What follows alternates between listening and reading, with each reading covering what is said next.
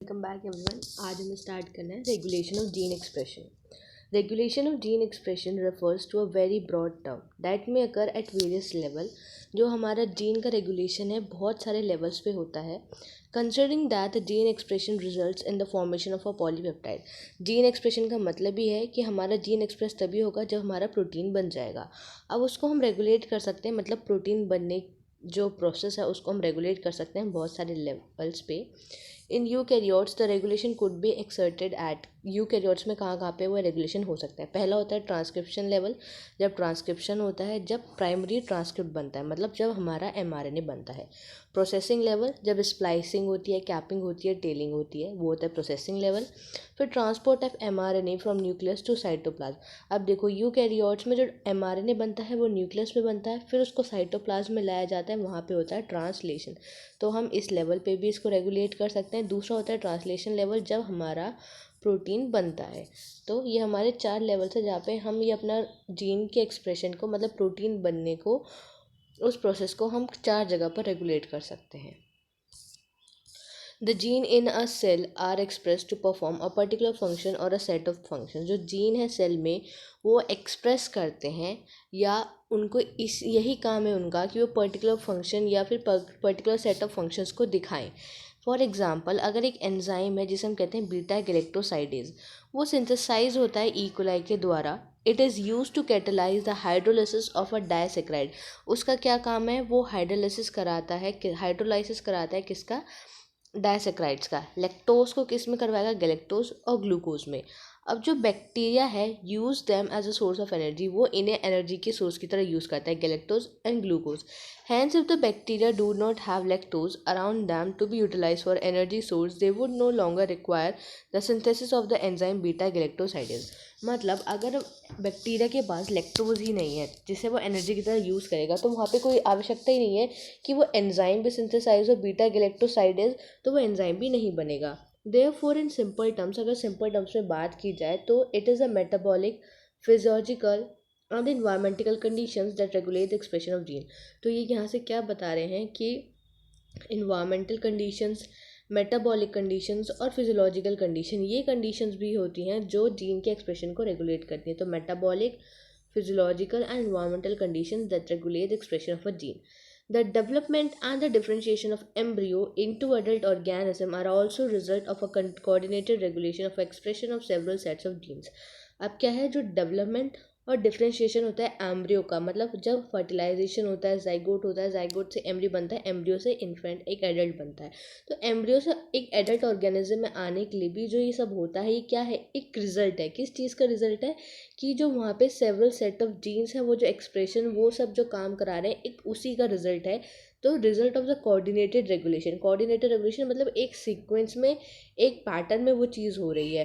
Regulation of expression of several sets of genes, जो genes है वो प्रोटीन फॉर्म बनाते हैं और अपने आप को एक्सप्रेस कराते हैं, उसी का रिजल्ट है कि एक एम्ब्रियो से एक एडल्ट ऑर्गेनिज्म बनता है। अगर हम बात करें प्रोकैरियोट्स में,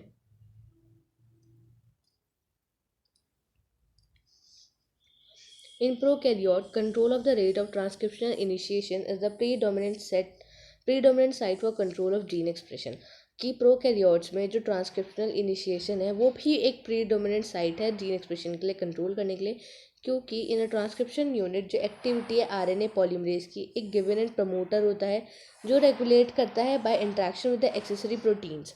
मतलब अब जो ट्रांसक्रिप्शन यूनिट है उसमें जो आरएनए पॉलीमरेज एंजाइम है उसके पास क्या है, एक प्रमोटर होता है, क्योंकि स्ट्रक्चर जीन होता है वहाँ पे एक प्रमोटर होता है, स्ट्रक्चर जीन होता है, टर्मिनेटर होता है। ये तीनों मिलकर बनाते हैं हमारे ट्रांसक्रिप्शन यूनिट। तो जो प्रमोटर है वो भी रेगुलेट करता है, कैसे रेगुलेट करता है, बाकी और जो एक्सेसरी प्रोटीन्स हैं उनके साथ इंटरेक्ट करके। Which affect its ability to recognise the start site. वो क्या है, वो सब उसको, वो क्या करता है, मतलब उसकी जो एबिलिटी है पहचानने की कि ये स्टार्ट साइट है, उस चीज़ पे भी असर डालते हैं। These regulatory proteins can both act positively. अभी जो रेगुलेटरी प्रोटीन्स होते हैं ये पॉजिटिवली काम भी कर सकते हैं, एक्टिवेटर्स की तरह भी कर सकते हैं, और निगेटिवली एक रेप्रेसर की तरह काम भी कर सकते हैं। तो मतलब जो प्रमोटर के अलावा जो एक्सेसरी और प्रोटीन्स है, जो रेगुलेटरी प्रोटीन्स है, हम क्या कह सकते हैं, वो दोनों का काम करेंगे। उस प्रोसेस को स्टार्ट भी करा सकते हैं, एक्टिवेटर का काम भी करेंगे, या फिर उस प्रोसेस को रिप्रेस भी कर सकते हैं, निगेटिवली काम भी करेंगे। The accessibility of promoter region जो एक्सेसिबिलिटी है प्रमोटर रीजन की of prokaryotic DNA is in many cases regulated by interaction of proteins with a sequence termed as operator. अब जो उस प्रमोटर रीजन की एक्सेसिबिलिटी है, मतलब उस प्रमोटर रीजन जो आगे काम कराएगा, उसको कौन रेगुलेट करता है? बहुत सारे प्रोटीन्स के इंटरेक्शंस होते हैं जो उस चीज़ को रेगुलेट करते हैं, और उस सीक्वेंस को क्या कहा जाता है? ऑपरेटर्स. तो बेसिकली जो रेगुलेटरी जीन्स हैं, जो रेगुलेटरी प्रोटीन्स हैं जिसके इंटरेक्शन से प्रमोटर रीजन की एक्सेसिबिलिटी हमारी इफेक्ट करती है, तो उन चीज़ को क्या कहा गया है? उस सीक्वेंस को कहा गया है ऑपरेटर्स. क्योंकि देखो, ऑपरेट मतलब जो किसी चीज़ को चला रहा है, तो प्रमोटर को चलाने वाले कौन है? ये सारे रेगुलेटरी हैं, ये उसके काम पे असर डालेंगे. The operator region is adjacent to the promoter element in the most operon. जो ऑपरेटर रीजन होता है वो बिल्कुल प्रमोटर के जस्ट साइड में होता है. तो मान लो ये प्रमोटर रीजन है और ये operator region. And in most cases the sequence of the operator bind a repressor protein. और बहुत सारे केसेस, ज़्यादातर केसेस में क्या होता है, जो सीक्वेंस है ऑपरेटर का वो बाइंड करता है रिप्रेसर प्रोटीन को. अब each operon has its specific operator. हर एक ऑपरोन का एक स्पेसिफिक क्या है? ऑपरेटर है और स्पेसिफिक रिप्रेसर है. तो उस ऑपरेन को, उस चीज़ को चलाने के लिए एक स्पेसिफिक ऑपरेटर बना है और स्पेसिफिक रिप्रेसर बना है. फॉर एग्जांपल अब हम पढ़ेंगे lac operon. That is lac operator is present only in lac operon and it interact specifically with the lac repressor only. मतलब जो लैक ऑपरेटर है, लैक्टोज को चलाने वाला ऑपरेटर, किस में प्रेजेंट है? सिर्फ लैक ऑपरॉन में प्रेजेंट है. और वो किसके साथ इंटरेक्ट करेगा? सिर्फ लैक रिप्रेसर के साथ ही. और उसी के साथ इंटरेक्ट करेगा और लैक रिप्रेसर भी वहाँ पे होगा. सिर्फ उसी के साथ वो इंटरेक्ट कर पाएगा. मतलब हर एक ऑपरॉन के लिए हर एक ऑपरेटर स्पेसिफिक है. अब हम पढ़ने जा रहे हैं लैक ऑपरॉन.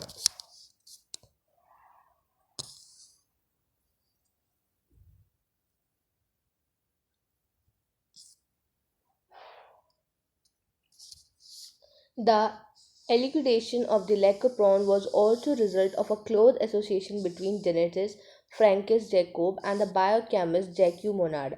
अब ये पूछते हैं कि लैकोप्रॉन जो ऑपरॉन किसने दिया था, इन दोनों का नाम आता है, ये PYQ है कि तो हमें याद रखने किसने लैकोप्रॉन दिया था. फ्रैंकिस जॉब एंड एक बायोकेमिस्ट थे कौन? Jacques Monod. और फ्रैंकिस जॉब क्या थे? एक जेनेटिस्ट थे. They were the first to elucidate a transcriptionally regulated system. वो पहले थे जिन्होंने ये बताया कि ये पूरा रेगुलेशन कैसे होता है.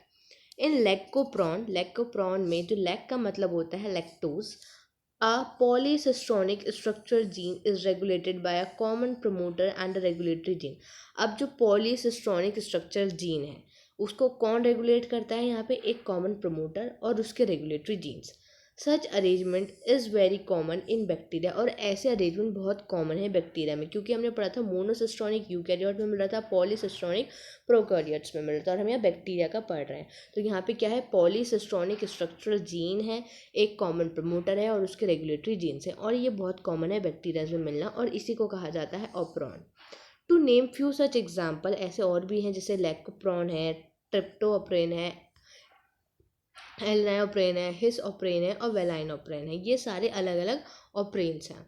The lac operon consist of one regulatory gene. अब जो लैकोप्रॉन है उसके पास क्या है? एक रेगुलेटरी जीन है. That is the I gene. Here the term I does not mean inducer, rather it is derived from the word inhibitor. तो कहाँ से आई है? इनहिबिटर से आई है. तो इस I का मतलब इंड्यूसर नहीं है बिल्कुल भी. तो यहाँ पे क्या है? जो लैकोप्रॉन है उसके पास एक रेगुलेटरी जीन है, और यहाँ पे आई जीन मतलब यहाँ पे आई जो है वो इंड्यूसर नहीं है, वो कहाँ से कह सकते हैं? इनहिबिटर से आया है. 3 स्ट्रक्चरल जीन्स होते हैं उसके पास, ZYA.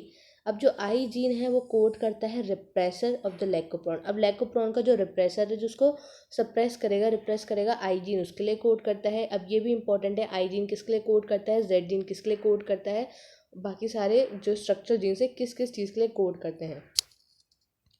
तो जो जेड जीन है हमारा वो कोड करेगा बीटा गैलेक्टोसाइडेज के लिए, जो किसके लिए रिस्पॉन्सिबल है? Responsible for the hydrolysis of disaccharide.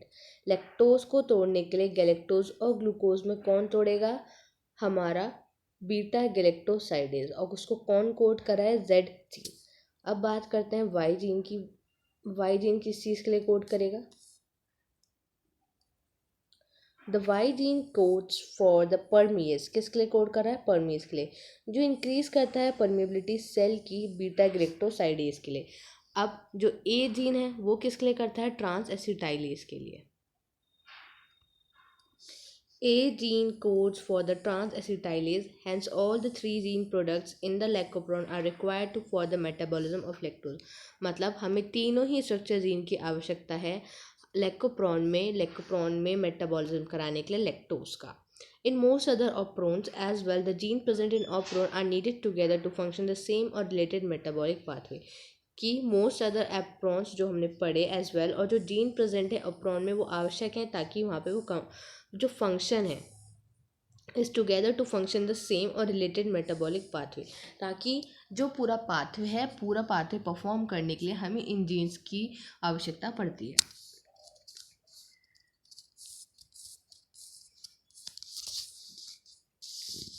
पहले इसको पढ़ते हैं फिर आएंगे diagrammatic representation.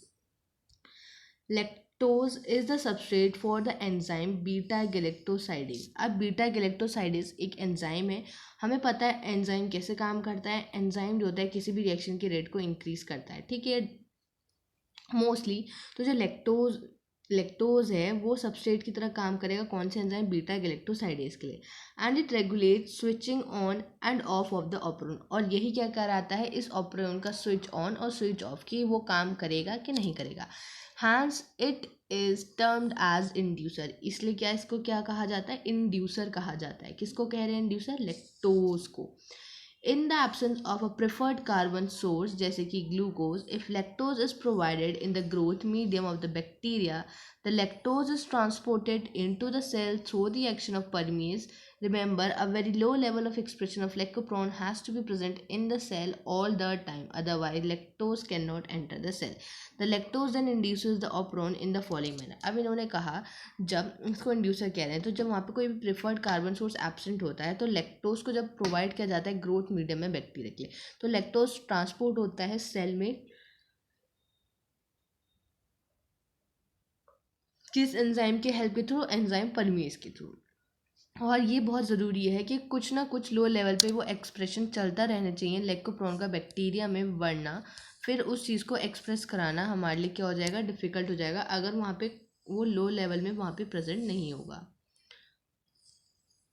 The lactose then induces the operon the following manner. और जब लैक्टोज अब जाएगा तो अब लैक्टोज कैसे करवाएगा इस पूरी चीज़ को?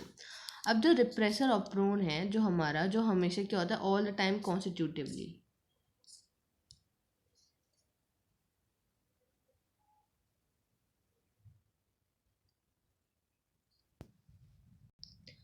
जो हमारा रिप्रेसर जीन होता है, अब जो रिप्रेसर है ऑपरोन का वो कंटिन्यूसली सिंथेसाइज करता है ऑल टाइम कॉन्स्टिट्यूटिवली, मतलब जो हमेशा पूरे टाइम सिंथेसाइज करता रहे.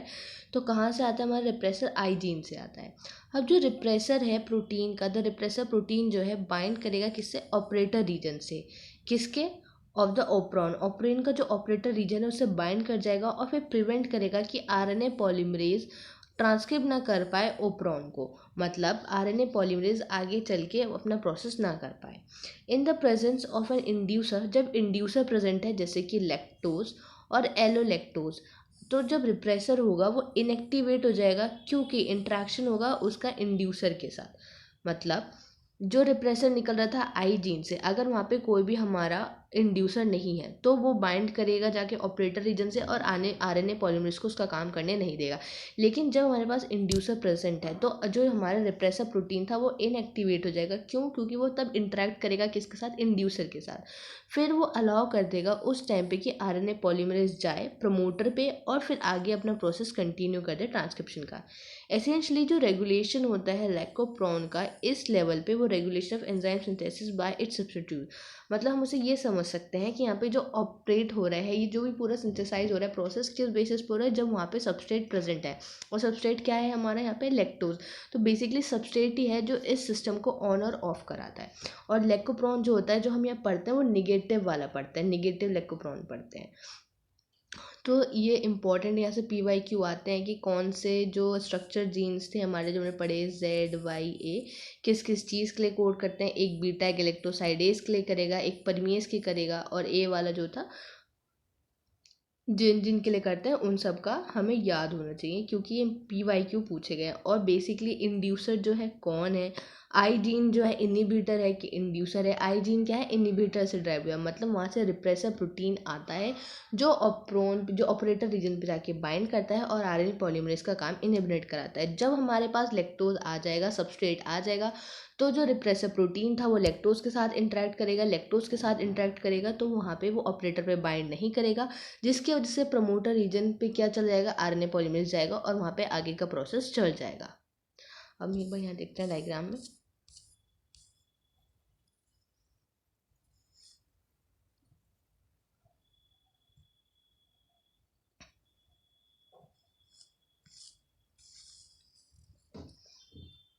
देखो, in the absence of inducer, जब हमारे पास इंड्यूसर नहीं है तो प्रमोटर रीजन और ये क्या था, इनहिबिटर रीजन। तो आई जीन यहाँ से क्या निकला है, रिप्रेसर mRNA, ये रिप्रेसर mRNA मतलब फिर वहाँ से आया रिप्रेसर प्रोटीन जो ऑपरेटर रीजन से जाके बाइंड कर गया। अब जो रिप्रेसर प्रोटीन है बाइंड करता है ऑपरेटर रीजन से और प्रिवेंट करेगा कि RNA पॉलीमरेज कर ना पाए ट्रांसक्रिप्शन ऑफ प्रोन का। अब जब इंड्यूसर आ गया हमारे पास, दैट इज हमारे इंड्यूसर कौन है, लैक्टोज, ठीक है, सबस्ट्रेट।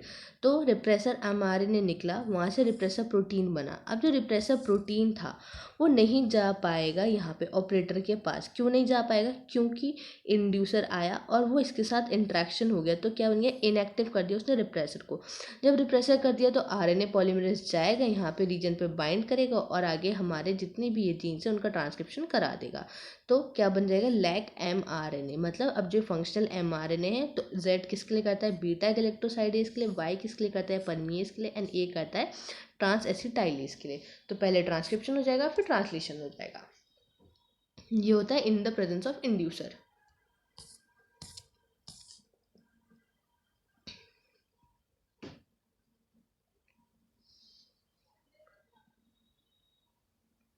और ग्लूकोज और गैलेक्टोज की प्रेजेंस में वो ये एक्ट नहीं करते इंड्यूसर के लिए, लैकोप्रॉन के लिए, तो ये हमें याद रखना है। अब जो हमारा रेगुलेशन है लैकोप्रॉन का वो कैसा है, एक उसको हम निगेटिव रेगुलेशन बोलते हैं। जैसे अभी मैंने बताया था कि ये जो हम पढ़ते हैं वो निगेटिव रेगुलेशन होता है। एक पॉजिटिव रेगुलेशन भी होता है लेकिन वो हमारे लेवल के लिए नहीं है। तो हम बेसिकली क्या पढ़ रहे हैं, हमारे लेवल पे नेगेटिव रेगुलेशन पढ़ते हैं लैकोप्रॉन का। और क्यों, क्योंकि किसके थ्रू हो रहा है, वो रिप्रेसर के थ्रू। तो regulation of lac operon by repressor is referred as a negative regulation. Lac operon is under control of positive regulation as well. Positive regulation में भी होता है लेकिन वो हमारे स्कोप मतलब ये हमारे लेवल के लिए वो चीज़ नहीं है। Now human genome project. अब ह्यूमन जीनोम प्रोजेक्ट क्या है? In the preceding sections, you have learned that it is the sequence of bases in DNA that determine the genetic information of a given organism. अभी तक आप अपने पिछले sections में देख के आए हो कि आपने क्या पढ़ा कि जो सीक्वेंस है बेसिस के DNA में वही डिटरमाइन करते हैं कि जेनेटिक इन्फॉर्मेशन क्या है किसी भी ऑर्गेनिज्म की। मतलब जो DNA पे सीक्वेंस प्रेजेंट है वही बताएगा कि किसी ऑर्गेनिज्म की क्या जेनेटिक इन्फॉर्मेशन है, क्या उसके अंदर चीज़ें ट्रांसफ़र होनी है। इन अदर वर्ड्स, अगर दूसरे वर्ड्स में बात की जाए तो genetic makeup of an organism और an individual lies in the DNA। मतलब कि उसका जेनेटिक मेकअप कैसा होगा, उसके जीन्स कैसे जीन्स आएंगे, किस पोजीशन पे क्या लोकेट होगा, कौन सा प्रोटीन बनेगा, कौन सा कैरेक्टर एक्सप्रेस होगा, ये होता है हमारा जेनेटिक मेकअप। तो ये किस पे डिपेंड करता है, किस पे लाई करता है, हमारे DNA के सीक्वेंस पे। अगर दो इंडिविजुअल हैं वो डिफर हैं, उनका DNA सीक्वेंस शुड ऑल्सो भी डिफरेंट, वो भी डिफरेंट होगा एटलीस्ट सम प्लेसेस, एटलीस्ट कुछ ना कुछ जगहों पे। तो These assumptions led to the quest of finding out the complete DNA sequence of human genome। इसी क्वेश्चन से या इसी एजम्पशन को लेते हुए क्या हुआ, जिज्ञासा उठी कि हम पूरे DNA सीक्वेंस का क्या जाने, पूरे हमारे DNA का क्या जाने, कंप्लीट सीक्वेंस जाने कि हमारे पूरा जो DNA होता है उसका पूरा कंप्लीट सीक्वेंस क्या है, उस पर कितने जीन्स हैं, क्या है, क्या क्या चीज़ें कैसे लोकेटेड हैं। With the establishment of a genetic engineering technique where it was possible to isolate and clone any piece of DNA and availability of simple and the fast technique for determining DNA sequence, a very ambitious project of sequencing human genome was launched in the year 1990. तो किसकी मदद से? Genetic engineering की मदद से, क्योंकि हम biotech में पढ़ के आए जेनेटिक इंजीनियरिंग की वजह से हम कोई भी पीस ले सकते हैं डीएनए का, एक्सट्रैक्ट कर सकते हैं, उसकी मल्टीपल कॉपीज़ बना सकते हैं, ये सारी चीज़ें कर सकते हैं। तो with the help of genetic engineering एक प्रोजेक्ट लॉन्च हुआ जिसका नाम क्या था? सिक्वेंसिंग ह्यूमन जीनोम, मतलब ह्यूमन जीनोम प्रोजेक्ट। हमारा जो जीन है उसकी सिक्वेंसिंग करना, पता लगाना कि किस जगह पे कौन सा जीन लोकेटेड है। कब लॉन्च हुआ था? ईयर 1990 में। Human genome project was called a mega project. You can imagine the magnitude and requirement of the project if we simply define the aim of the project as follows. Basically तुम देख, एक बहुत बड़ा project था, तो आप imagine कर सकते हो इसके रिक्वायरमेंट चीज़ें क्या क्या लगी होंगी अगर हम इसके एम्स पढ़ें तो। Human genome is said to have approximately 3 into 10 to the power 9 base pair. तो कितने अप्रॉक्सीमेटली, क्या कहा गया कि हमारे पास कितने हैं? Approximately 3 into 10 to the power 9 base pair है। And if the cost of sequencing required, अगर हम लगाएं, क्या पड़ेगी? $3 पर बेस पेयर, मतलब एक बेस पेयर के लिए इतना डॉलर जाएगा। तो एस्टिमेटेड कॉस्ट थी ये स्टार्टिंग में कि लगभग इतना खर्चा आएगा। The total estimated cost of the project would be approximately $9 billion। तो कितनी लगी? अप्रॉक्सीमेट कितना जाएगा? $9 billion जाएगा।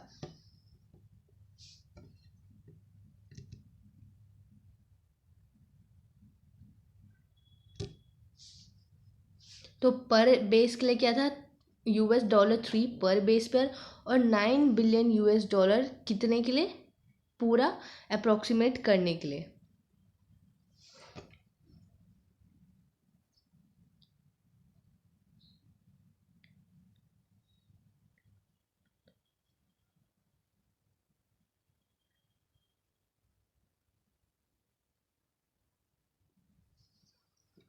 Further, if we obtain the sequence were to be stored in typed form in the book, फिर हमें इस सीक्वेंस को टाइप फॉर्म में बुक्स में भी स्टोर करना होगा, और ईच पेज अ बुक का क्या कंटेन करे? लगभग 1000 लेटर हो हर एक बुक में, और हर एक बुक में कितने पेजेस हो? 1000 पेजेस हो, और ऐसी 3300 बुक्स बने तो हम ये इंफॉर्मेशन स्टोर कर पाएंगे डीएनए की फ्रॉम सिंगल ह्यूमन सेल। सिर्फ एक सेल के लिए हमें इतनी बुक्स की आवश्यकता थी। वो भी क्या? एक पेज हो जिसके अंदर 1000 पेज, मतलब एक बुक में 1000 पेजेस हो, फिर उसके अंदर ऐसी बुक्स कितनी हो? 3300 बुक्स होंगी, और उसमें भी हर एक पेज में कम से कम 1000 लेटर्स लिखे होंगे, तब जाके हम एक सेल की जेनेटिक इंफॉर्मेशन को स्टोर कर पाएंगे। तो इतना डाटा था हमारे पास स्टोर करने के लिए। तो the enormous amount of the data expected to be generated also necessitate the use of high speed computational devices for the data storage. तो उसके लिए क्या चाहिए थे? हमें कंप्यूटर्स की आवश्यकता थी, ऐसे डिवाइसेस की ज़रूरत थी जो इन डाटा को स्टोर कर पाए और फिर उनको एनालाइज भी कर पाए कि अच्छा ये हमने चीज़ करा, तो एनालिसिस करना कि क्या इसका निष्कर्ष निकला। Human Genome Project was closely associated with the rapid development of new era in biology called bioinformatics। तो HGP से एक नई ब्रांच बनी बायोलॉजी में, दैट इज बायोइन्फॉर्मेटिक्स। अब क्या क्या इसके गोल्स थे ह्यूमन जीनोम प्रोजेक्ट के, पढ़ते हैं हम।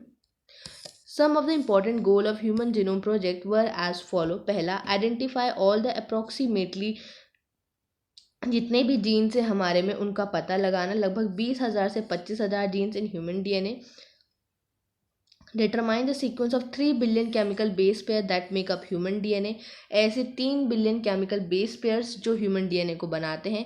Store this information in database, उन इसको स्टोर करना, टूल्स को इम्प्रूव करना डाटा एनालिसिस के लिए, transfer related technology to other sector and industries, और यहाँ पे एथिकल, लीगल और सोशल इश्यूज़ को भी क्या करना, समझना कि क्या क्या आएंगे। तो ये सारे हमारे गोल थे। सबसे पहला गोल था कि जो अप्रॉक्सीमेटली हमारे 20,000 से 25,000 जीन्स हैं उनको जानना, उनको पहचानना, उनका सीक्वेंसिंग करना, जो 3 बिलियन केमिकल बेस पेयर हैं वो जो बनाते हैं उनका सीक्वेंसिंग करना, फिर उसको स्टोर करना, टूल्स के लिए, जो टूल्स लाना, उनको इम्प्रूव करना डाटा एनालिसिस के लिए, इस ट्रांसफ़र करना इनको रिलेटेड टेक्नोलॉजीज़ को दूसरे सेक्टर्स में और जैसे इंडस्ट्रीज़ में, और एथिकल, लीगल, सोशल जो सब इश्यूज आते हैं उनको भी एड्रेस करना। अब जो ह्यूमन जीनोम प्रोजेक्ट था वो 13 year project coordinated by the US department energy and national institute of health. किसने करा था, किसके 13 साल का प्रोजेक्ट था, तो कौन कौन आया उसमें, यूएस डिपार्टमेंट ऑफ एनर्जी और national institute of health, NIH, national institute of health. During the early years of the HGP, जब अर्ली ईयर्स थे HGP के, तो द वेलकम ट्रस्ट आया यूके का, वो मेजर पार्टनर बना। कुछ एडिशनल कंट्रीब्यूटर्स भी आए जापान से, फ्रांस से, जर्मनी से और चाइना से एंड अदर्स।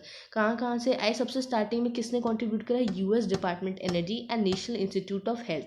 फिर अर्ली ईयर्स में जो था कि वेलकम ट्रस्ट आया यूके का, उन्होंने बहुत बड़ा उसका पार्टनर था, वो एक मेजर पार्टनर था जिसने कंट्रीब्यूट किया।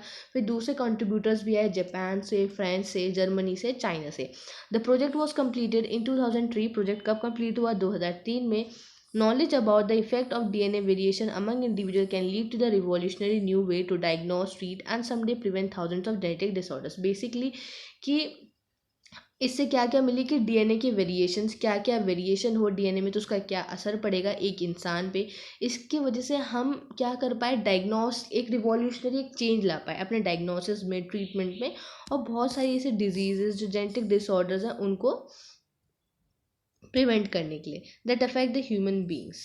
Besides providing clues to the understanding human biology, learning about non-human organism DNA sequence can lead to understanding of their natural capability that can be applied towards solving challenges in healthcare, agriculture, energy production, environmental remediations, etc.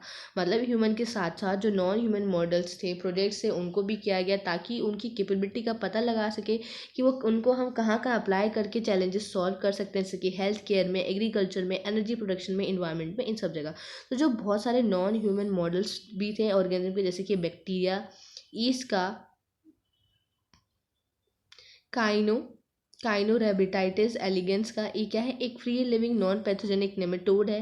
Drosophila जिसे fruit fly कहते हैं। Plant में किस किस का, rice का और arabidopsis का etcetera have also been sequence. तो ये अभी इंपॉर्टेंट है कि ह्यूमन के अलावा और किन किन की सीक्वेंसिंग हुई थी जो नॉन ह्यूमन थे। तो बैक्टीरिया, ईस्ट, सीनोथ्रोबाइटिस एलिगेंस, एक क्या है हमारा free living non pathogenic nematode है। ड्रोसोफिला जो फ्रूट फ्लाई है। प्लांट में राइस और अरेबिडोप्सिस एक्सेट्रा। तो ये हमें इंपॉर्टेंट है याद रखने कौन कौन है।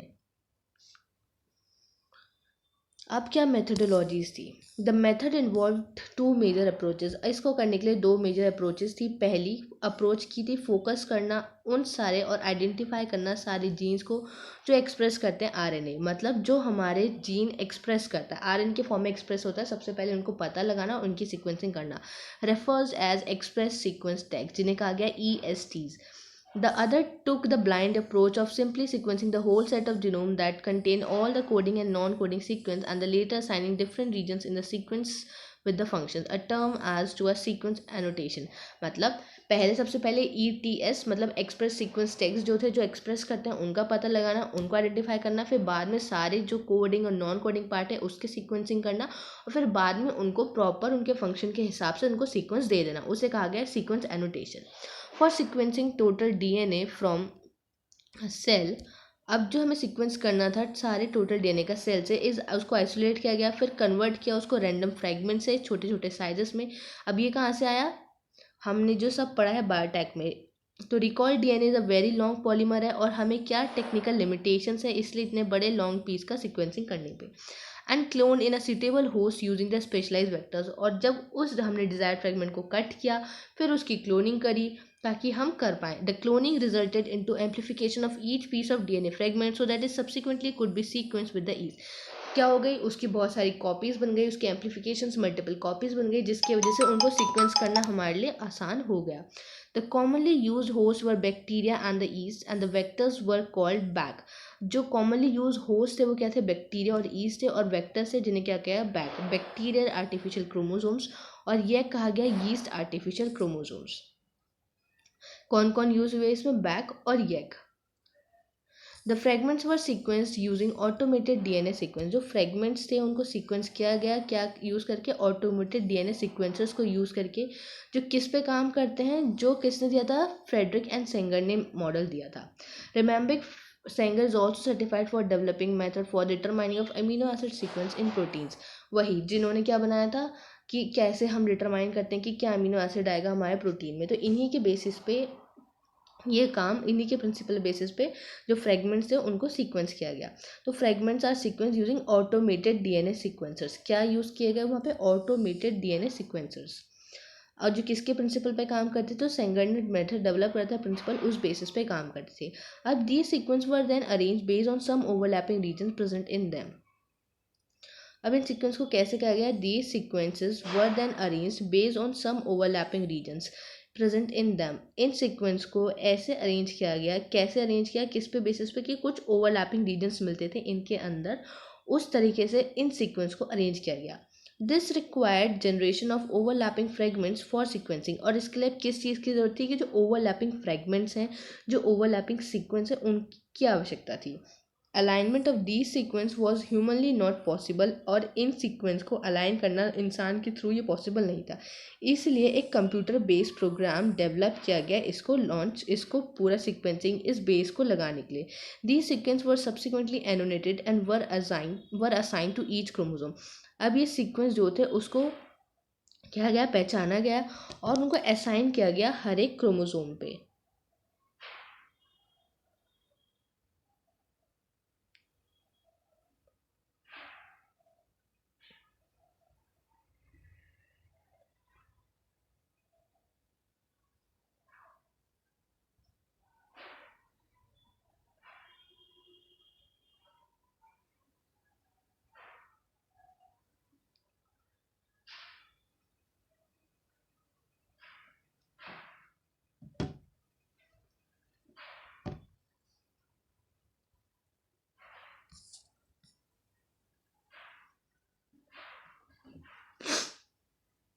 अब जो हमारा क्या था, जो सीक्वेंस था क्रोमोसोम 1 का, वो क्या था, वॉज कम्प्लीटेड ओनली इन मई 2006। पहले क्रोमोसोम का सीक्वेंस हमारा मई 2006 में ही कम्प्लीट हो गया था।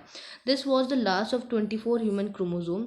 हमारे पास 24 ह्यूमन क्रोमोसोम होते हैं और ये लास्ट क्रोमोसोम था। और 22 ऑटोसोम्स होते हैं और एक्स और वाई क्या होते हैं, हमारे सेक्स क्रोमोसोम्स होते हैं। तो जो हमारा सीक्वेंस था क्रोमोसोम 1 का, वो कंप्लीट हुआ मई 2006। This was the last of the 24 human chromosome. 22 autosomes होते हैं and X Y to be sequenced, और एक्स वाई बचे थे सीक्वेंस होने के लिए। तो अब यहाँ से क्वेश्चन पूछते हैं कि जो लास्ट हमारा क्रोमोसोम था, कौन सा क्रोमोसोम था जिसकी सीक्वेंसिंग हुई, तो क्रोमोसोम 1 था। जो लास्ट था 24 ह्यूमन क्रोमोसोम पर जिसकी सीक्वेंसिंग हुई, और कब हुई, मई 2006 में। Another challenging task was assigning the genetic and physical map on the genome. अब सीक्वेंसिंग के बाद दूसरा टास्क क्या था, उनको मैप, उनकी लोकेशंस मार्क करना। So this was generated using information on the polymorphism of the restriction endonuclease recognition site and some repetitive DNA sequence known as microsatellites. One of the applications of the polymorphism in repetitive DNA sequence shall be explained in the next section of DNA fingerprinting. Basically अब हमने sequencing कर दी, तो उसके बाद क्या था, जो sequencing करी कि ये चीज़ यहाँ प्रेजेंट है, अब हमें उस चीज़ को मार्क करना था, उसकी लोकेशन मार्क करनी थी। तो क्या हुआ, assigning the genetic and the physical map on the genome एक चैलेंजिंग टास्क था। इसके वजह से हमने कैसे जनरेट किया, this was generated using information on the polymorphism. अब ये कैसे हुआ, जो हमारे रिस्ट्रिक्शन एंडोन्यूक्लियस एंजाइम था उसके पास कुछ रिकॉग्निशन साइट्स होती हैं और कुछ रिपीटेटिव डीएनए सीक्वेंस होते हैं जिसको कहा गया माइक्रोसेटेलाइट्स। तो ये एक मतलब यहाँ पे ये क्या होता है, बेसिकली जो सीक्वेंस बार बार रिपीट होता है, रिपीटेटिव डीएनए सीक्वेंस होते हैं, उसके उन्हीं को कहते हैं माइक्रोसेटेलाइट्स। तो उन्हीं के वजह से ये मैपिंग हो पाई। अभी और हम पढ़ेंगे इसके अंदर जब डीएनए फिंगरप्रिंटिंग पढ़ेंगे। Salient features of human genome. अब ह्यूमन जीनोम के क्या फीचर्स थे, कुछ साइलेंट ऑब्जर्वेशन थी जो ह्यूमन जीनोम प्रोजेक्ट से आई और यहाँ से PYQ आते हैं, पूछे भी गए। तो ह्यूमन जीनोम कंटेन्स इतने मिलियन बेस पेयर्स, कितने बिलियंस, 3164.7 मिलियन बेस पेयर्स हैं ह्यूमन जीनोम के पास। जो एवरेज जीन है उसके पास अप्रॉक्स 3000 बेस है, लेकिन साइज वेरी करता है। With the largest known human gene क्या है हमारा, डिस्ट्रॉफिन, और उसके पास क्या है 2.4 मिलियन बेसिस। ये PYQ पूछा गया है। जो लार्जेस्ट ह्यूमन जीनोम कौन सा है हमारा, डिस्ट्रॉफिन, और कितने बेसिस हैं उसके पास, 2.4 मिलियन बेसिस हैं। The total number of gene is estimated कितना था, 30,000, much lower than the previous estimation of 80,000 से लगभग 1,40,000 जीन्स। मतलब इतना एस्टिमेशन लगाया गया था कि अप्रॉक्स इतना होगा, लेकिन कितना निकला, 30,000। ऑलमोस्ट ऑल द 99% जो न्यूक्लियोटाइड बेसिस हैं वो एक्जैक्टली सेम है अपनी हर जगह पे। मतलब अगर हम बात करें सीक्वेंसिंग में तो 99.9% जो है सब कुछ सेम है, बस जो क्यों डिफरेंट आता है एक इंडिविजुअल में, दैट इज 0.1%।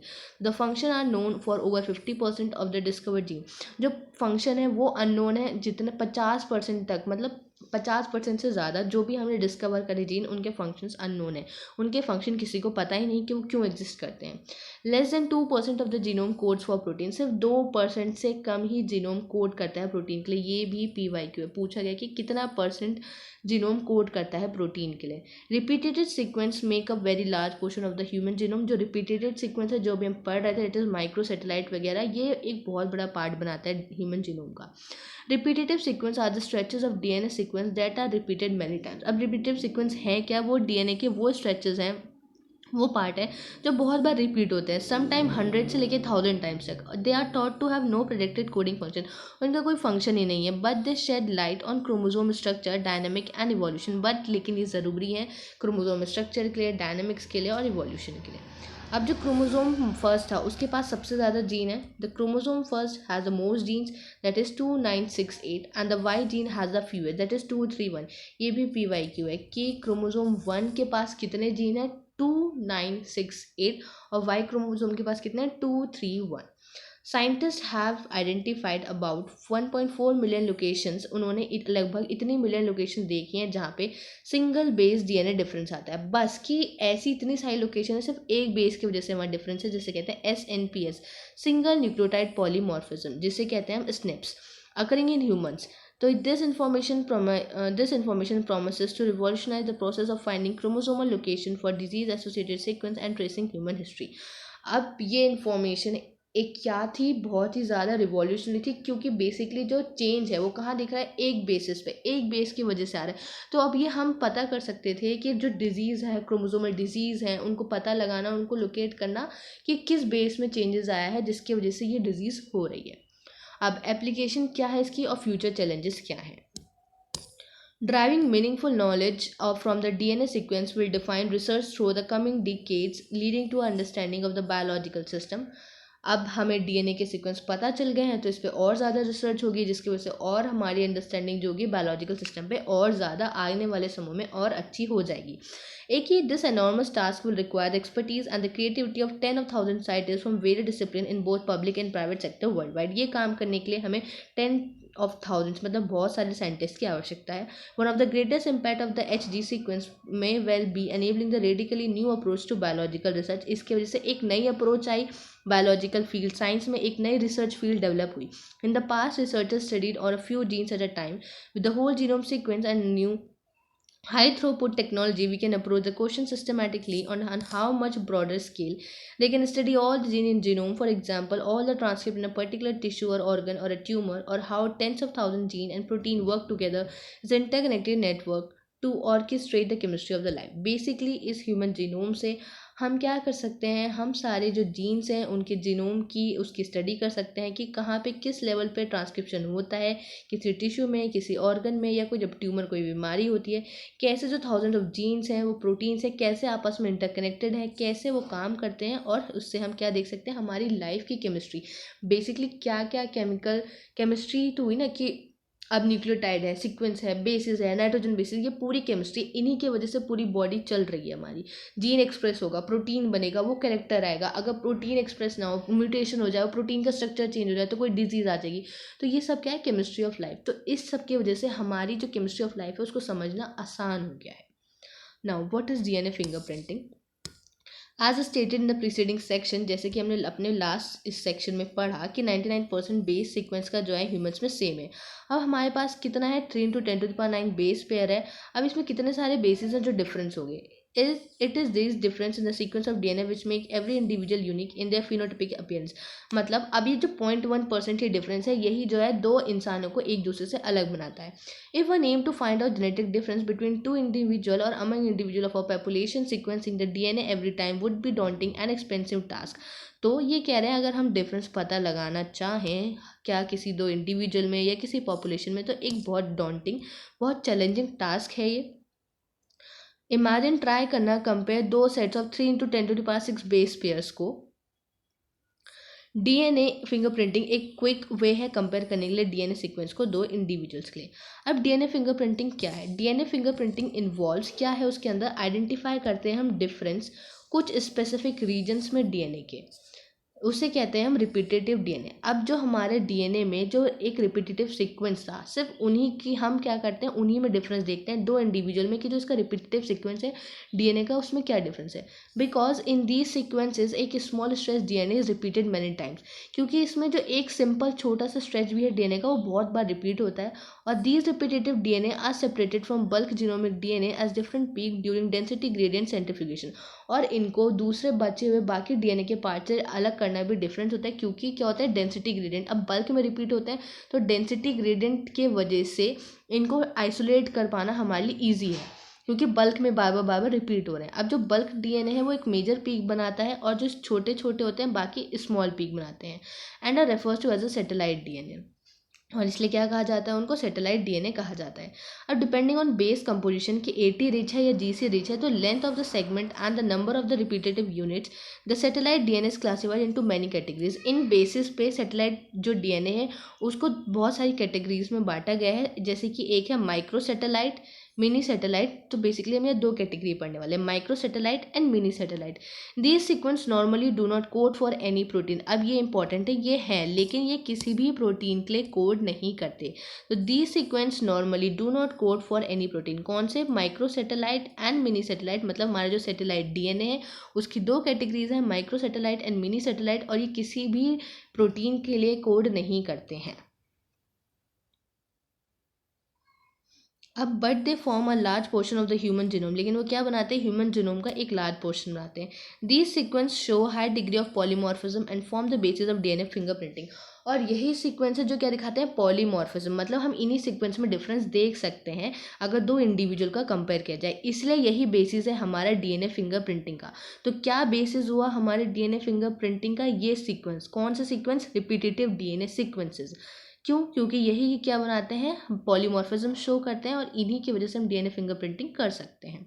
तो since DNA from every tissue such as blood, hair follicle, skin, bones, liver, sperm etcetera from an individual show the same degree of polymorphism. हम कहीं से भी उठा लें डीएनए तो वहाँ पे सब में सेम पॉलीमॉर्फिज्म देखने मिलेगा। They become very useful identification tool in forensic application further as the polymorphism are inheritable from parent to children. और पॉलीमॉर्फिज्म क्या होता है, इनहेरिटेबल, जैसे पेरेंट से बच्चों में जाता है। DNA fingerprinting is the basis of paternity testing in case of dispute. तो डीएनए फिंगरप्रिंटिंग के वजह से जो भी पैटर्निटी डिस्प्यूट्स होते हैं उनका हम पता लगा सकते हैं। पैटर्निटी डिस्प्यूट्स के बहुत सारे से क्राइम सीन्स होते हैं, कोई क्लेम करता है ये हमारा बच्चा है, नहीं ये हमारा बच्चा है, तो बेसिकली कैसे पता लगाया जाता है कि कौन किसका बच्चा है, तो डीएनए फिंगरप्रिंटिंग करके उसके जो रिपीटेटिव डीएनए सीक्वेंस होते हैं उनको हम चेक करते हैं, उनको हम कंपेयर करते हैं, जिससे मैच करते हैं जिस पेरेंट से वो सीक्वेंस, वही उनके क्या होती है, उनके बच्चा होता है। तो ये क्या होता है, डीएनए फिंगरप्रिंटिंग ऐसे करते हैं पैटर्निटी डिस्प्यूट्स में। As polymorphism in DNA sequence is the basis of genetic mapping of human genome as well as DNA fingerprint. अब देखो कि पॉलीमॉर्फिज्म क्या है, डीएनए सीक्वेंस का बेसिस है जेनेटिक मैपिंग का, और वही क्या है, डीएनए फिंगरप्रिंटिंग के लिए। It is essential that we understand that what DNA polymorphism means in simple terms. कोई डीएनए पॉलीमॉर्फिज्म है क्या? तो पॉलीमॉर्फिज्म का मतलब है वेरिएशन एट जेनेटिक लेवल। क्यों आती है? म्यूटेशंस की वजह से। और डिफरेंट टाइप के म्यूटेशंस हम पहले ही पढ़ के आए हैं, मतलब चैप्टर 4 में पढ़े ही होंगे obviously. New mutations may arise in individual either in somatic cell और इन द जर्म सेल। तो नई म्यूटेशंस कहाँ देखने मिलती है, या तो सोमैटिक सेल्स में या फिर जर्म सेल्स में। जर्म सेल्स वो सेल्स होते हैं जो गैमीट्स बनाते हैं। तो cells that generate gamete in sexually reproducing organism उन्हें कहा जाता है जर्म सेल। अगर जर्म सेल में mutation does not seriously impair individual's ability to have offspring who can transmit to the mutation, it can spread to the other member of the population through sexual reproduction. मतलब कि जो mutations होती है इन्हीं gametes के through transfer होती है। अब एलेलिक, फिर हमने पढ़ा कि एलेलिक क्या होते हैं, पेयर ऑफ जीन्स या sequence. Allelic sequence variation has traditionally been described as a DNA polymorphism if more than one variant, मतलब एक एलेली लोकस पे है और ह्यूमन पॉपुलेशन पे है, और उसकी फ्रीक्वेंसी अगर ज़्यादा हो जाए 0.01 से, या फिर हम कह सकते हैं जो इनहेरिटेबल म्यूटेशन होती है जो उनकी जनरेशन टू जनरेशन ट्रांसफर हो रही है, is observe in a population at high frequency, it is referred to as a DNA polymorphism. उसे कहा जाता है डीएनए पॉलीमॉर्फिज्म। मतलब जो भी म्यूटेशन उनकी जनरेशन टू जनरेशन चलती आ रही है और जो वो मॉर्फिज्म उनकी जनरेशन में देखने मिलेगी, that is DNA polymorphism. The probability of such variation to be observed in non-coding DNA sequence would be higher, as a mutation in these sequences may not have a immediate impact in an individual's reproductive ability। तो ये जो probability है ऐसी variation की observe करने की किस में ज़्यादा होती है, नॉन कोडिंग डीएनए सीक्वेंसेस में। क्यों? क्योंकि वहाँ पे म्यूटेशन अगर होगी इस सीक्वेंस पे तो वो किसी की भी ऐसे उसकी रिप्रोडक्टिव एबिलिटी पे इम्पैक्ट नहीं डालेगी। These mutation keep on accumulating generation after generation। ये accumulate होती रहती हैं, इकट्ठा होती रहती हैं generation to generation, and from one of the basis of the variability, और यही एक बेस बनाती है variability का, polymorphism का। There is a variety of different types of polymorphism। बहुत टाइप के polymorphism हम जब देखते हैं single nucleotide change to very large scale change, एक सिंगल न्यूक्लियोटाइड में चेंज से लेके बड़े स्केल पे चेंज तक देखा जा सकता है ये polymorphism का। For evolution and the speciation, such polymorphism play very important role and we will study these in higher classes। तो अगर हम बात करें इवोल्यूशन की और स्पेशिएशन के लिए कि एक नई स्पीशीज़ का बनना भी, उसमें पॉलीमॉर्फिज्म का एक इम्पॉर्टेंट रोल होता है। The technique of DNA fingerprinting किसने डेवलप करी थी, एलेक्स जेफरी। ये भी PYQ है, क्वेश्चन आया था शायद 2018 या 19 में। तो he use a satellite DNA as a proof that shows very high degree of polymorphism. उन्होंने एक सैटेलाइट डीएनए प्रूफ यूज़ किया था जो हाई डिग्री ऑफ पॉलीमॉर्फिज्म दिखाता था। इट वॉज कॉल्ड, उन्होंने क्या कहा उसको, variable number of tandem repeats, that is VNTR। The technique as used earlier involved southern blot hybridization using radio labeled VNTR as a probe। तो इस technique में क्या होता है, साउदर्न ब्लॉटिंग होती थी। अब ये सारी टेक्निक्स होती हैं, southern blotting, northern blotting, western blotting, ये सारी ब्लॉटिंग्स होती हैं। तो इसमें क्या यूज़ किया गया, रेडियो लेबल्ड VNTR यूज़ किया गया एज अ प्रोब की तरह। प्रोब मतलब कह सकते हैं जो किसी चीज़ को पहचानेगा यहाँ पे। अब इसके अंदर क्या है, आइसोलेशन होगा डीएनए का। सबसे पहले डीएनए को आइसोलेट करेंगे, फिर उसको रेस्ट्रिक्शन एंडोन्यूक्लियस से डाइजेस्ट कराएंगे, फिर सेपरेट करेंगे फ्रेगमेंट्स को इलेक्ट्रोफोरेसिस के थ्रू, फिर ट्रांसफर करेंगे उस सेपरेटेड डीएनए फ्रेगमेंट को हम सिंथेसाइजिंग मेम्ब्रेन पे। कौन सी मेम्ब्रेन होती है, नाइट्रोसेल्युलोज और नायलॉन की। ये भी PYQ है। अब फिर हाइब्रिडाइजेशन कराते हैं, उसमें क्या कराते हैं, VNTR प्रोब लाते हैं। जैसे हम रिकॉम्बिनेशन पढ़ रहे थे वैसे यहाँ हाइब्रिडाइजेशन कैसे करा रहे हैं, VNTR प्रोब के थ्रू। अब detection of hybridize DNA fragment by autoradiography. अब हाइब्रिडाइज डीएनए को हम कैसे डिटेक्ट करते हैं, ऑटो रेडियोग्राफी से, मतलब चेक करते हैं। अब बेसिकली समझो, अब हमारा हमने क्या बनाया, रिकॉम्बिनेशन बनाया, ठीक है। अब दो हमारे पास डीएनए है, एक में हमने एक क्राइम सीन से लिया, मान लो दो डिफरेंट पेरेंट्स हैं और एक चिल्ड्रन है। अब उनमें से वो बच्चा किसी एक पेरेंट का है, तो क्या किया जाएगा, जो VNTR ये प्रोब था वो डीएनए में भेजा जाएगा। अब वो वहाँ उसके सीक्वेंस से मैच कर जाएगा, सेम सीक्वेंस रिपीट होंगे। अगर हम रेडियो लेबल्ड उसको उस लेवल पे, या हम बोलते हैं प्रोजेक्टेड फिल्म पे अगर चेक करेंगे, तो वहाँ पे वो रेडियो लेबल जो सीक्वेंसिंग होंगे वो मैच कर जाएंगे। तो जिस सीक्वेंस से वो मैच करेगा वही क्या होगा, वहाँ डीएनए मैच हो जाएगा वहाँ पे। अब जो VNTR है belong to a class of satellite DNA. जो हमारा VNTR है वो किस पे बिलोंग करेगा, सैटेलाइट डीएनए की क्लास पे बिलोंग करेगा, जिसे कहते हैं मिनी सैटेलाइट। तो जो VNTR है वो किस क्लास को बिलोंग करता है, सैटेलाइट डीएनए को बिलोंग करता है। उसे कहा जाता है referred as a mini satellite.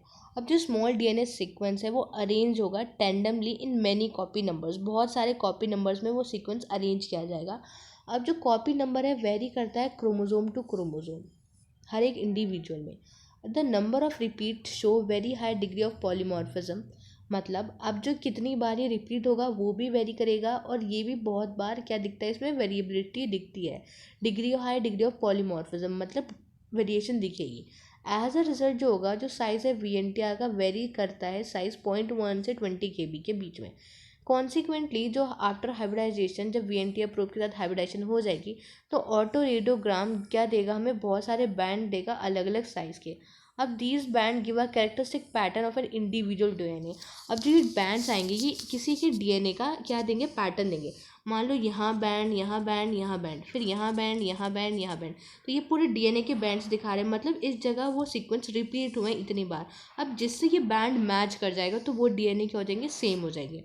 It differ from individual to individual in a population except in a case of monozygotic twins. अब ये जो डिफरेंट करते हैं, ये वेरिएशन आती है, ये वेरी करते हैं किसमें, इंडिविजुअल टू इंडिविजुअल पॉपुलेशन में। बस कहाँ पे सेम हो जाएंगे, मोनोजाइगोटिक ट्विंस, मतलब जहाँ एक ही जाइगोट से दो बच्चे या दो लोग जन्मे हो, that is monozygotic twins, identical twins कहा जाता है जिनको। The sensitivity of the technique was has been increase by the using polymerase chain reaction PCR, जिसके PCR यूज़ करके इसकी सेंसिटिविटी इस टेक्निक की और ज़्यादा बढ़ जाती है। Consequently DNA from a single cell is enough to perform DNA fingerprinting. एक सेल का ही DNA इनफ है DNA फिंगरप्रिंटिंग को परफॉर्म करने की, एनालाइज करने के लिए। In addition to the application in forensic science, it has much wider application. इसकी एक बहुत बड़ी एप्लीकेशन भी है, such as in determining a population and the genetic diversity की पॉपुलेशन। और हम देखते हैं ना कि पहले की पॉपुलेशन ऐसी थी और अब की पॉपुलेशन ऐसी है, तो हम क्या करते हैं, बेसिकली उनका DNA सीक्वेंसिंग, उनका जेनेटिक मेकअप हम पढ़ते हैं कि क्या था, क्या वेरिएशंस आई ऐसे। तो जिसका एक ये एप्लीकेशन भी है इसकी, किसमें, determining population and genetic diversity. Currently बहुत सारे डिफरेंट प्रोब यूज़ किए जाते हैं जनरेट करने के लिए DNA फिंगरप्रिंटिंग को। तो ये यहाँ पे DNA फिंगरप्रिंटिंग खत्म हो गई। अब ये समझते हैं क्या है, देखो पूरा ये पैटर्नल क्रोमोसोम है ऊपर और ये मैटरनल क्रोमोसोम है। फिर उधर दूसरा ये क्रोमोसोम नंबर 7, फिर क्रोमोसोम 2, फिर क्रोमोसोम 16, ऐसे क्रोमोसोम लिए गए। अब नीचे पढ़ते हैं क्या लिखा है, schematic representation of DNA fingerprinting. Few representative chromosome have been shown to contain different copy number of VNTR। क्या है उसके पास, डिफरेंट कॉपी नंबर है VNTR के। For the sake of understanding, समझने के लिए यहाँ पे डिफरेंट कलर्स स्कीम यूज़ की गई हैं जो हमें समझ पाएँ कि क्या हो रहा है। द 2 एलीली, मतलब 2 एलीली एक पैटर्नल और एक मैटरनल क्रोमोसोम से उठाए गए, उनके पास डिफरेंट कॉपीज हैं VNTR की। It is clear that the banding pattern of DNA, अब हम चेक करते हैं कैसे, ठीक है। ये दो हमारे पास क्रोमोसोम्स हैं। अब ये क्या है, number of short tandem repeats, वही हमारे VNTR। क्रोमोसोम 7, क्रोमोसोम 2, क्रोमोसोम 16, ये कहाँ से उठाया गया, DNA क्राइम सीन C से। अब उसको क्या गया, उसका एम्पलीफिकेशन किया गया, इसको बोला गया एक C सीक्वेंस बोल दिया। अब DNA फ्रॉम इंडिविजुअल, एक DNA A यहाँ से उठाया गया A से, एक दूसरा इंडिविजुअल जिससे बोला गया B। अब यहाँ पे क्या है, उनको लोड किया गया। इसमें क्या था, VNTR जो था हाइब्रिडाइज हो चुका था। अब जो ऑटो रेडियोग्राम था जिस पे ये हमें बैंड्स दिखेंगे, जिसके साथ ये बैंड मैच करेगा, देखो किसके साथ मैच कर रहे हैं, ये इधर B वाले के साथ मैच कर रहे हैं। जो बैंड्स है हमारे VNTR के, जो हमने प्रोब करा और फिर जो अलग अलग DNA उठाए, तो क्या हुआ है, पता चल रहा है बैंडिंग पैटर्न जो है उठाया गया है किसके साथ मैच कर रहा है, B वाले के साथ। तो तभी क्या हुआ, मतलब ये क्राइम सीन पे हमें मिला और ये हमने दो इंडिविजुअल्स लिए, तो जिसके साथ ये सीक्वेंस मैच कर गया तो सेम DNA। तो यही लिखा गया है, it is clear that the banding pattern of DNA from the crime scene matches with individual B not with A। तो ऐसे पता लगाया जाता है हमारे DNA फिंगरप्रिंटिंग का। तो बेसिकली DNA फिंगरप्रिंटिंग का बेसिस कौन बनाते हैं, हमारे जो हमारे सैटेलाइट्स होती हैं, जो रिपीटेटिव सीक्वेंस होता है, जो किसी चीज़ के लिए कोड नहीं करता, और यही क्या बनाता है, हमारा DNA फिंगरप्रिंटिंग का बेसिस बनाता है। तो बेसिकली जो हमारा DNA पॉलीमॉर्फिज्म होता है वो किस चीज़ का बेसिस होता है, जेनेटिक मैपिंग का बेसिस है, DNA फिंगरप्रिंटिंग का बेसिस है, पॉपुलेशन डाइवर्सिटी। तो ये सारा जो है DNA पॉलीमॉर्फिज्म। और DNA पॉलीमॉर्फिज्म कहाँ से आया, हमारे सैटेलाइट DNA, जिनकी दो कैटेगरीज थी, मिनी सैटेलाइट, माइक्रो सैटेलाइट। ये हमारी सैटेलाइट थी। फिर VNTR देखे जो variable number of tandem repeats होते हैं। तो ऐसे हमारी पूरी DNA फिंगरप्रिंटिंग परफॉर्म होती है। और ये चैप्टर यहाँ पे ख़त्म हो गया है। अब मिलते हैं नेक्स्ट वीडियो में, नेक्स्ट चैप्टर से कंटिन्यू करेंगे। तब तक के लिए थैंक यू। और कोई डाउट हो तो पढ़ लेना, मेंशन कर देना, I try to solve it. Bye. और इसके PYQ ज़रूर करना, पढ़ने के बाद PYQ बहुत इंपॉर्टेंट है और इस चैप्टर के बेसिकली इंपॉर्टेंट है।